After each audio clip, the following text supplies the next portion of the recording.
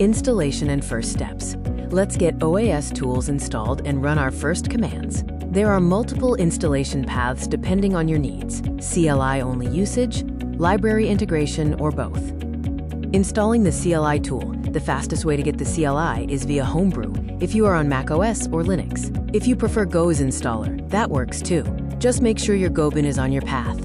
Pre-built binaries are also available on the GitHub releases page for all 3 major platforms. You need Go 1.24 or higher if using Go install.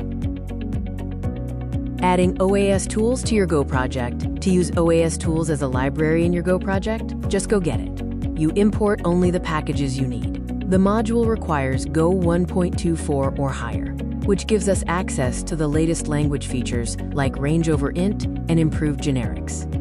Try it online. If you want to try OAS tools without installing anything, there's a web version at oastools.robnrob.com. It supports validation, fixing, conversion, diffing, joining, applying overlays, and exploring in a clickable UI, everything except code generation and the programmatic API. This is great for quick checks or for sharing with team members who don't have Go installed. Your first command. Validate a spec. Let's run our first command. OAS tools validate takes a file path, or URL, and validates the spec against its declared OAS version. The output shows you the version detected, stats about the spec, and the validation result. Use format JSON for CI/CD integration. Pipe it through JQ to extract just the valid Boolean.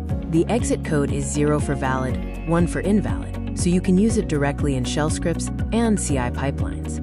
Your first validation, Go library. Here's the same workflow in Go code. Notice the 2-step pattern. Parse first, then validate. We parse the spec once and get back a parse result that contains the document model, version info, and statistics. Then we pass that parsed result to the validator. This is the foundation of the parse once pattern. The parse result, your gateway to everything. Let's look at what parse result gives you. The version field tells you exactly which OAS version was detected. Source format preserves whether the input was JSON or YAML. This is important because OAS tools preserves your format when writing output. The document field contains the full typed document model. It's either an OAS2 document or OAS3 document, depending on the version. Stats gives you quick counts of paths, operations, and schemas. And load time tells you exactly how long parsing took. Working with the parsed document. Once you have the parsed document, you have 2 ways to work with it. If you know you're dealing with OAS3.x, you can type assert to OAS3 document and access the fully typed struct fields directly. But if you're building tools that need to work with any OAS version, use the asAccessor method.